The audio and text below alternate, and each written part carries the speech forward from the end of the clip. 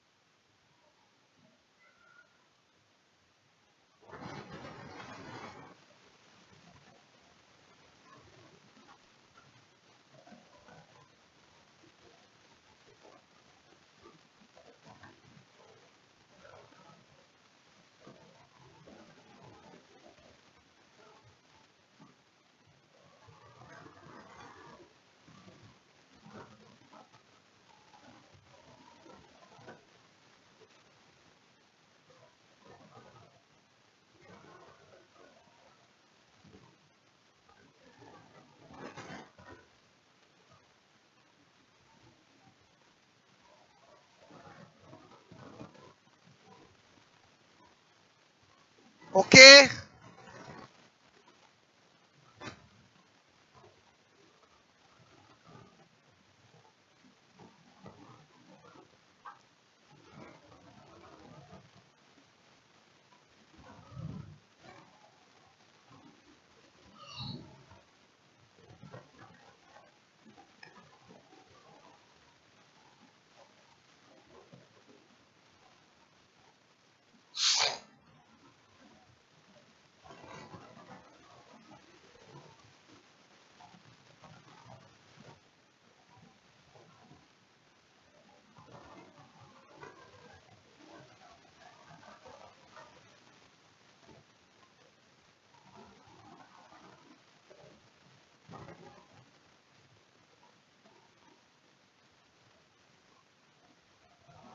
हो गया नोट, बोलो।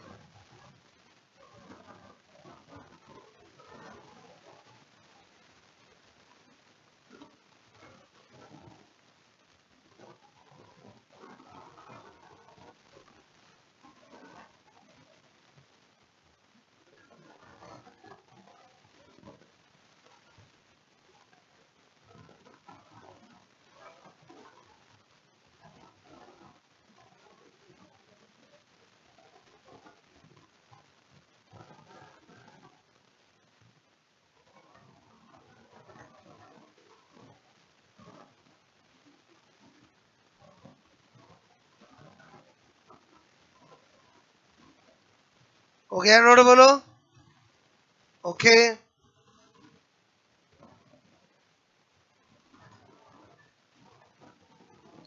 ठीक है। अब क्या बना रहा हूं यहाँ पर, स्ट्रक्चर ऑफ फिटल मेम्ब्रेन।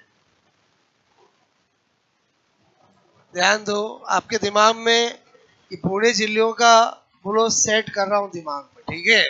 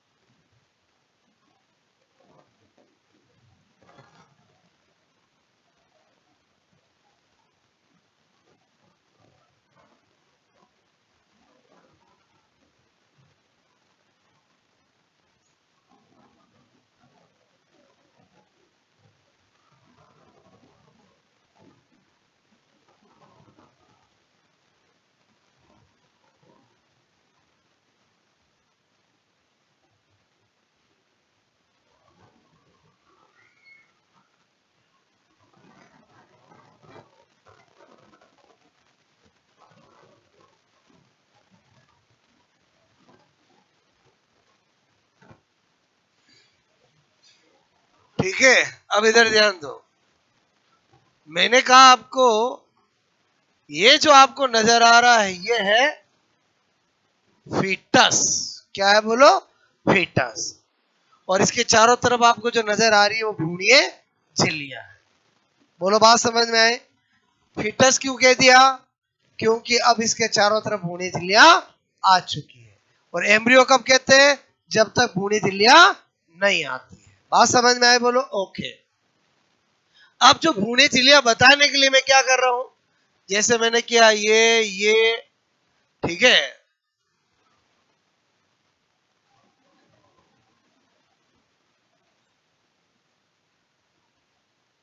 ये और ये, ताकि आपको बता सकूं मैं। ये जो भ्रूणीय झिल्ली है, ये मतलब ये पूरी, इसको मैंने ऐसे बताया है। ये है एमनियन। क्या बोलो, कौन सी भ्रूणीय झिल्ली है? एमनियन, ठीक है। एमनियन, ठीक है। Amnion number 1। ये जो है वो है कोरियन। बोलो कौन सी है? कोरियन। ये जो है वो है यॉर्क सैक। क्या है बोलो? Yolk sac. ये जो है वो कौन है बोलो? एलेंटोइन, ठीक है। ये जो है इनको बोलते हैं allantochorionic villi. Allantochorionic villi, allantochorionic villi, ठीक है। यहां तक कहानी समझ में आई? अब हर भ्रूणीय झिल्ली की आउटर और इनर वॉल किसकी बनी होती है? तो ये जो मैंने आपको बनाया पूरा, ठीक है, इमेजिन करो ये है एक्टोडर्म,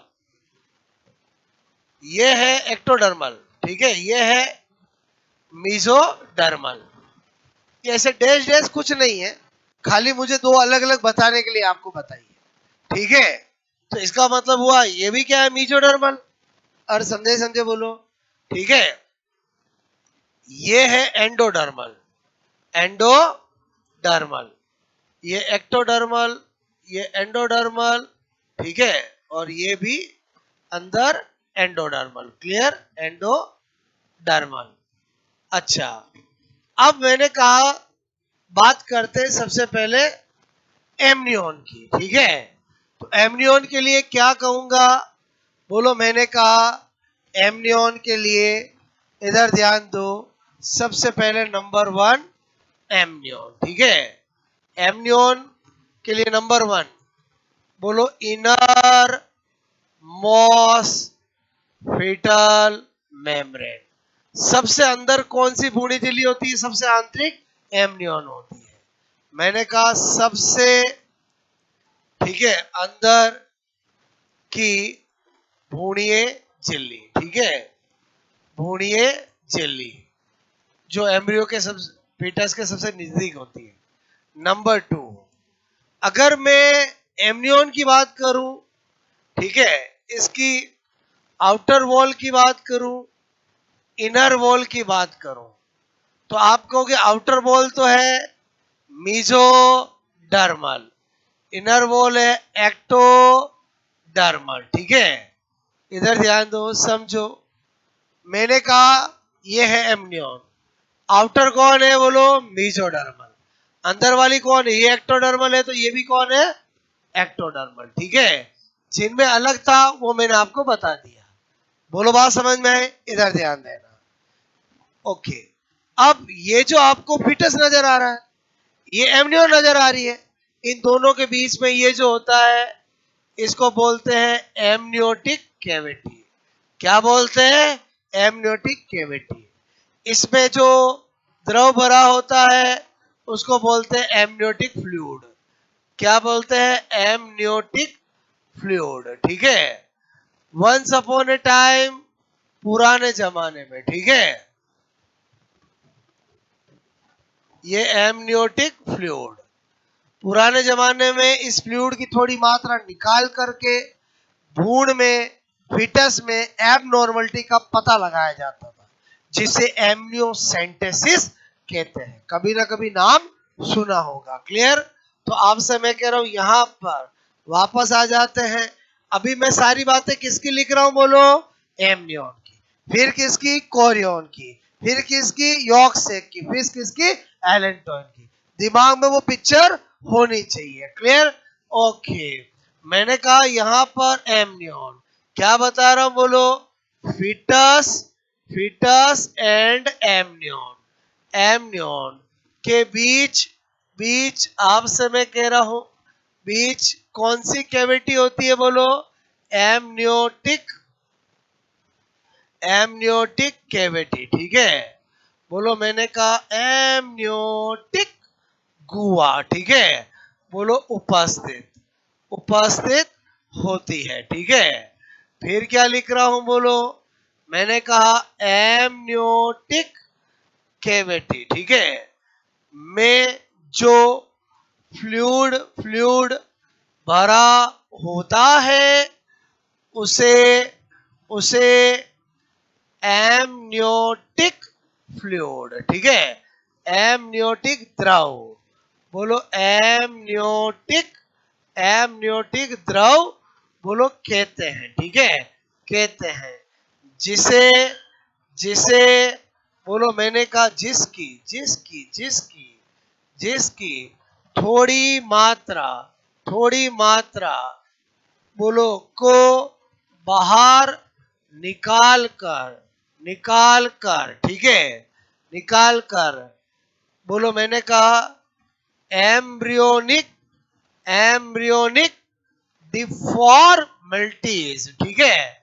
बोलो भ्रूणीय विकृतियों, भ्रूणीय विकृतियों, ठीक है, विकृतियों विकृतियों विकृतियों, ठीक है, के पता लगाने लगाने की प्रक्रिया को को क्या कहते हैं, एमनियोसेंटेसिस, कभी ना कभी नाम सुना होगा, को मैंने कहा एमनियोसेंटेसिस, एमनियोसेंटेसिस, बोलो एमनियो एमनियो एम मैंने कहा एमनियोसेंटेसिस, सेंटेसिस कहते हैं, ठीक है। बहुत सी बार एग्जाम में आता है एमनियोसेंटेसिस किसके लिए किया जाता है, भ्रूणीय विकृतियों का पता लगाने के लिए किया जाता है। अब नहीं करते हैं, अब तो एक मुलेरियन टेस्ट आता है, क्लियर, बहुत कॉस्टली आता है, तो उसको कराने से उसकी लगभग 5-6 दिन बाद रिपोर्ट आती है, उससे ये पता चल जाता है कि जो बच्चा है उसमें कोई बोलो आपसे में सिंड्रोम तो नहीं है, उसमें कोई बोलो ऑर्गन रिलेटेड प्रॉब्लम तो नहीं है, सब कुछ उसमें पता चल जाता है, क्लियर। तो आपसे मैं करूं जिनमें लेट एज में बेबी होते हैं या बहुत ज्यादा बोलो मेडिसिन लेने के बाद होते हैं, तो उनमें डॉक्टर जरूर मुलेरियन टेस्ट करवाते हैं, क्लियर, बोलो बाकी हर किसी में नहीं करवाया जाता है, क्योंकि आप जानते हो सिंड्रोम होने की टेंडेंसी बोलो हर किसी में नहीं होती है, क्लियर। तो इधर आ जाओ, अब एमनियोसेंटेसिस नहीं होता है, लेकिन एमनियोसेंटेसिस किसके लिए किया जाता है, एम्ब्रियोनिक डिफॉर्मिटीज या भ्रूणीय विकृतियों के लिए, ओके। नंबर 5 बोलो फंक्शन ऑफ एमनियोन, ठीक है, एमनियोन बोलो फीटल मेम्ब्रेन, क्या लिखूंगा बोलो, प्रोटेक्शन, प्रोटेक्शन मतलब सुरक्षा, क्लियर, ये भ्रूण के सबसे नजदीक होती है, पहली समझ में आए बोलो आपको, अच्छा, बोलो आपसे मैं कह रहा हूं, उसके बाद नंबर 2 कोरियन, ठीक है, नंबर 2 कोरियन, ओके। आपके दिमाग में पिक्चर तो है ही है बोलो, क्योंकि वो पिक्चर नहीं बनाऊंगा कुछ भी याद नहीं होगा। नंबर 1 पहली बात क्या लिख दूं बोलो, आउटर मॉस, क्या लिख दूं बोलो, आउटर मॉस, ठीक है, इतना लिखो समझ जाओगे बोलो, आउटर मॉस फीटल मेम्ब्रेन, मतलब फीटल मेम्ब्रेन के बारे में ही बता रहा हूं ना, बोलो बाह्य भ्रूणीय झिल्ली, ठीक है, आउटर मॉस मतलब बाहरी, बोलो आउटर मॉस सबसे बाहरी, सबसे बाहर, बोलो बाह्य, ठीक है, भ्रूणीय झिल्ली, ओके। अच्छा, नंबर 2 मैंने कहा इसकी आउटर वॉल, बोलो इनर वॉल, ये आपको याद रहे इसलिए मैंने कैसे क्रिएट किया समझ में आया बोलो, अपने आप पता चल गया, एक्टोडर्मल, बोलो क्या लिख दूं, मीजोडर्मल, और वो डायग्राम दिमाग में पिक्चर है बोलो, अच्छा। तीसरा इधर आ जाओ, मैंने कहा ये कौन है बोलो एमनियोन, ये कौन है कोरियन, दोनों के बीच में ये जो है इसको बोलते हैं extra embryonic embryonic embryonic cavity, ठीक है, क्या होती बोलो, एक्स्ट्रा एम्ब्रियोनिक कैविटी, ओके। और इसका काम भी क्या होगा, सुरक्षा का, प्रोटेक्शन का, क्लियर। तो यहां पर क्या बता रहा हूं मैं आपको, तीसरा पॉइंट मैंने कहा एमनियन एंड कोरियन, ठीक है।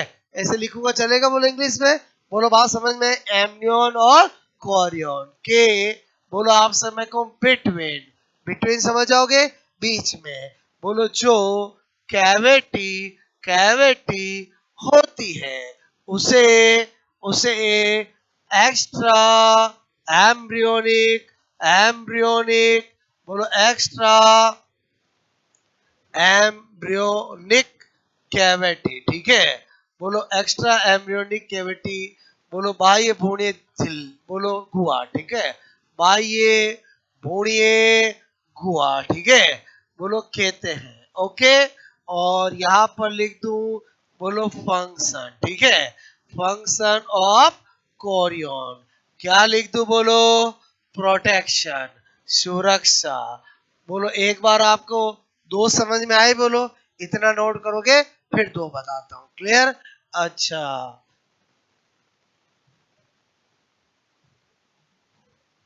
ये दिमाग में रखना बहुत जरूरी है, तभी आपको कुछ चीजें याद हो सकती है।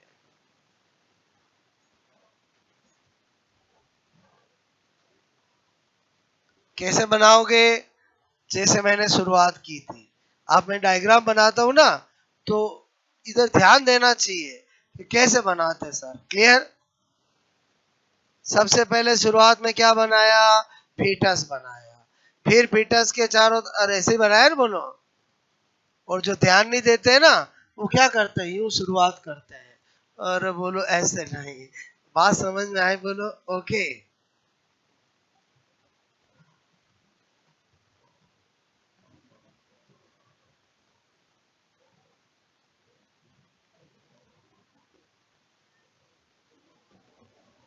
थोड़े मैं चित्र काल्पनिक भी बनाता हूँ, आपको चीजें याद कराने के लिए, ठीक है।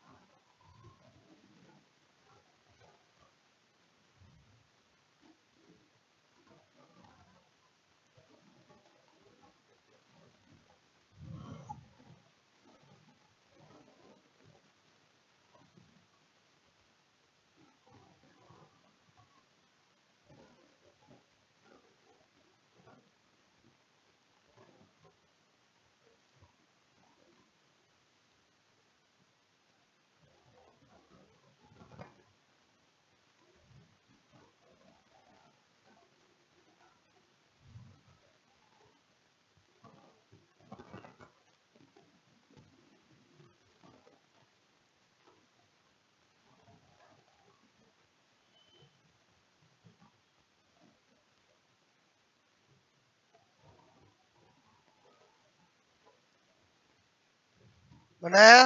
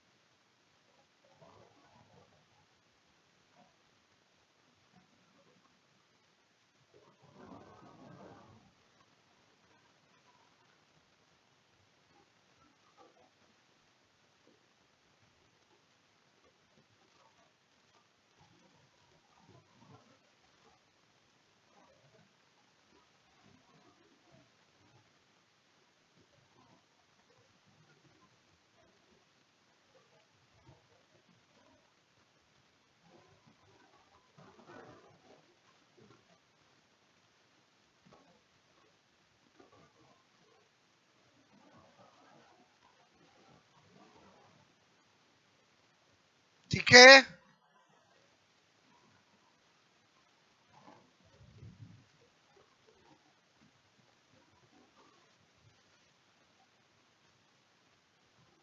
हो गया।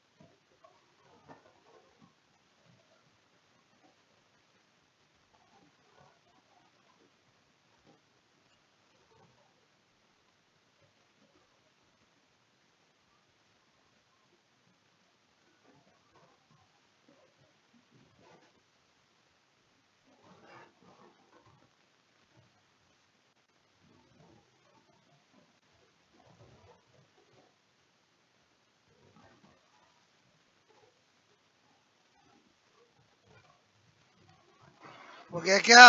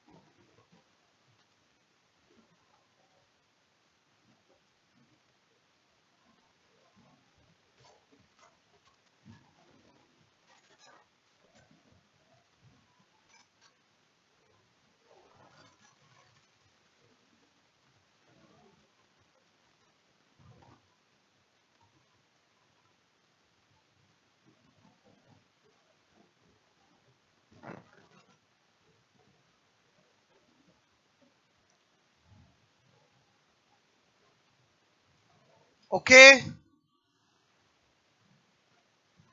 ये चीज इसमें इंपॉर्टेंट है। एमनियोसेंटेसिस, भ्रूणीय विकृति, ठीक है।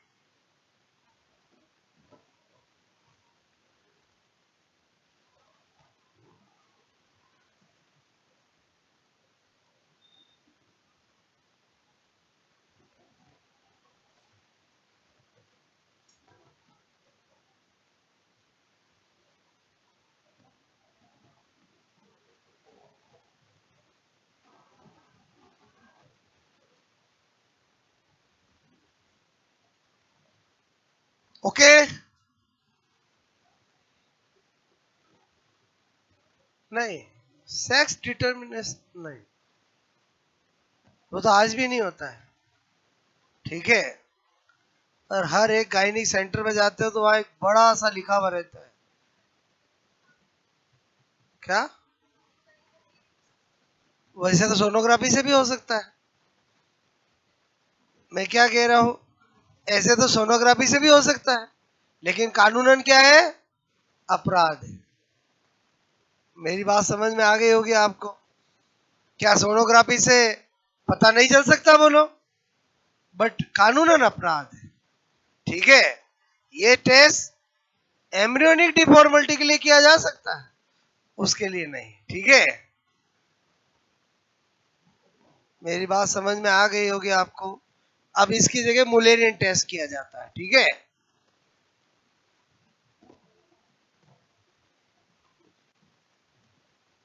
लिंग परीक्षण एक सामान्य प्रक्रिया है, कोई बड़ी प्रक्रिया नहीं है, लेकिन वो कानूनन अपराध है, ओके। इसके लिए 1 साल की जेल और 50,000 जुर्माना है। और किसी भी सोनोग्राफी सेंटर, किसी भी गायनिक हॉस्पिटल में जाओगे, उनको लगाना पड़ता है, क्योंकि कानून का ये प्रावधान है।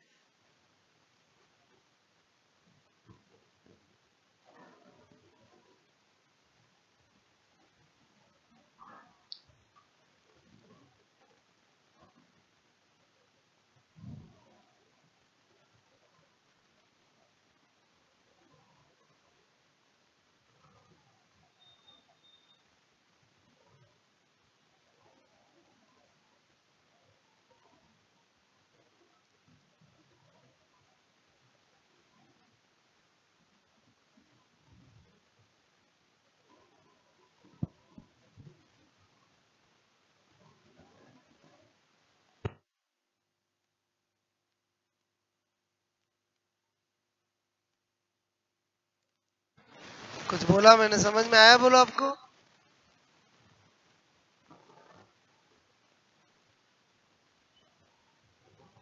जेनेटिक्स में पता चलेगा, ठीक है।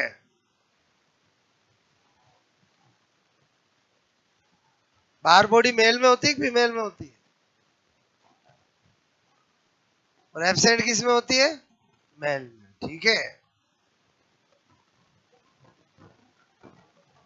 ऐसे तो पूरा जेनेटिक्स में टॉपिक पढ़ेंगे, सेक्स डिटर्मिनेशन। टॉपिक का नाम क्या है? सेक्स डिटर्मिनेशन, लिंग निर्धारण। सारे मेथड्स आपको बताऊंगा मैं, ठीक है। मतलब लिंग निर्धारण एक छोटा सा वर्ड नहीं है, लिंग निर्धारण एक टॉपिक है पूरा, बात समझना, जेनेटिक्स का।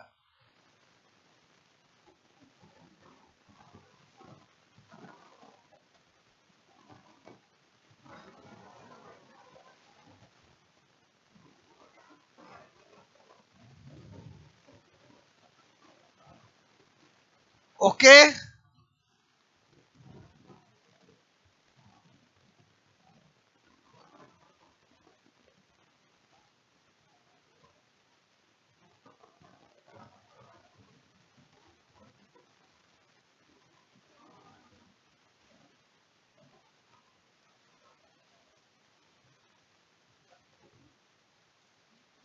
मतलब एमनियोसेंटेसिस पर्टिकुलर किसके लिए किया जाता है? भ्रूणीय विकृतियों के लिए।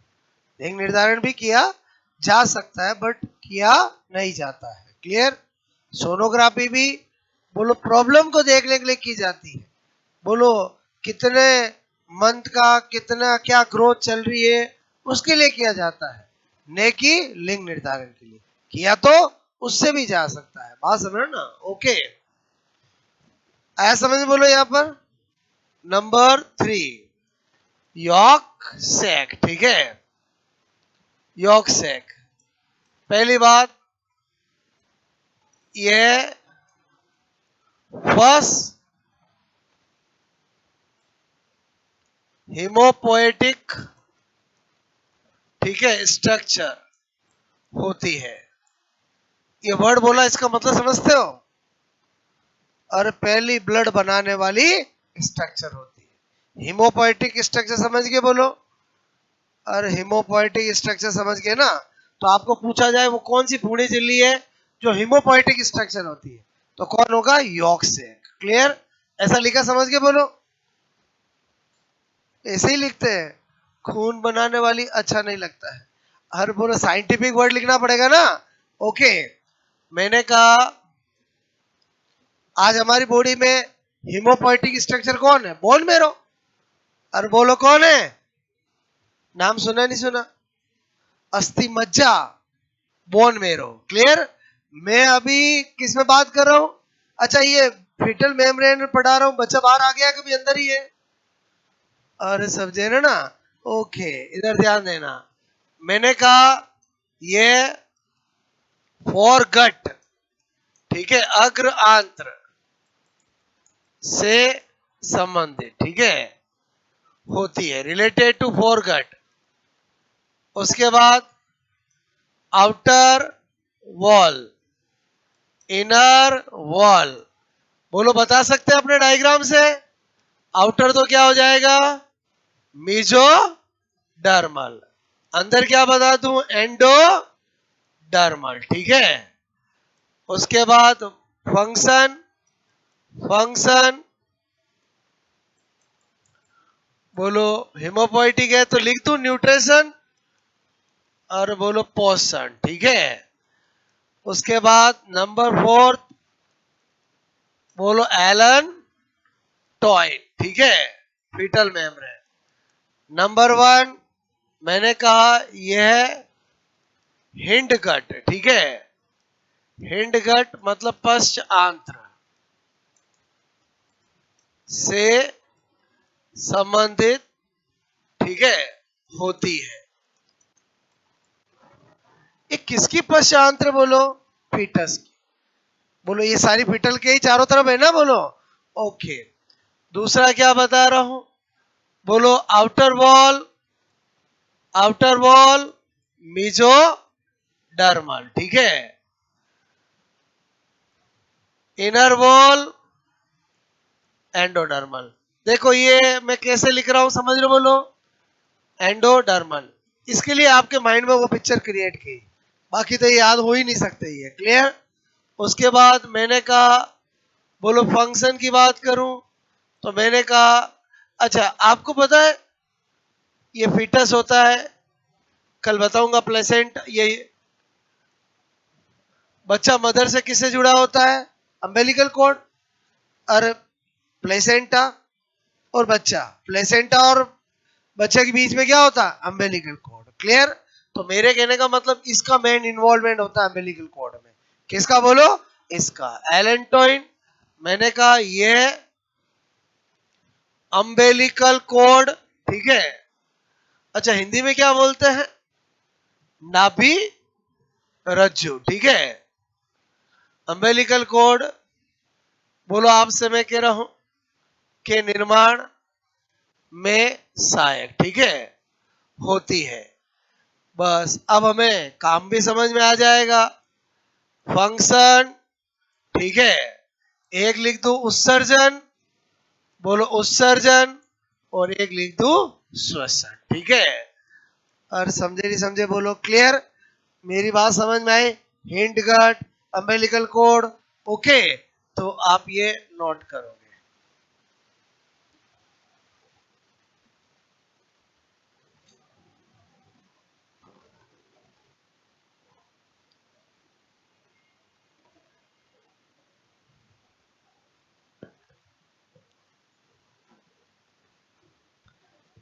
मतलब हमारी एनिमल डेवलपमेंटल बायोलॉजी के अंदर हर एक कंटेंट अपने में एक टॉपिक होगा।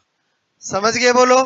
जैसे एक्स्ट्रा एम्ब्रियोनिक कैविटी पढ़ाया तो ये अपने आप में क्या एक टॉपिक है। जब कल प्लेसेंटा पढ़ाऊंगा, प्लेसेंटा अपने आप में क्या होगा, एक टॉपिक होगा। प्लेसेंटा, प्लेसेंटा का हार्मोन, टाइप्स ऑफ प्लेसेंटा, सारी कहानी। ठीक है?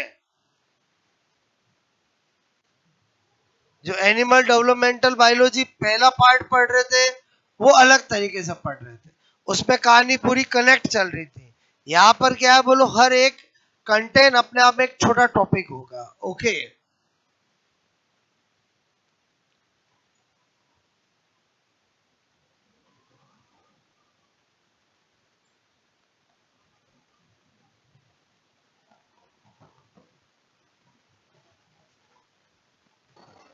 नाम भले सेम है, ये अलग यूनिट है और वो अलग यूनिट है सिलेबस के अंदर।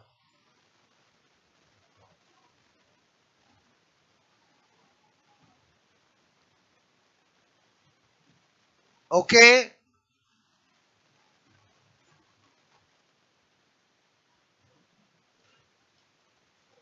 हो गया बोलो?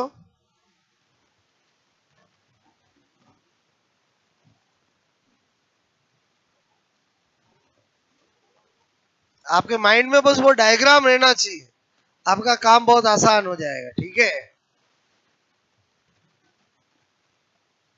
हटा दूं? हो गया नोट? बोलो, एक्सक्रीशन और रेस्पिरेशन।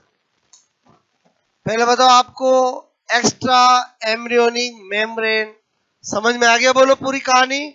ओके,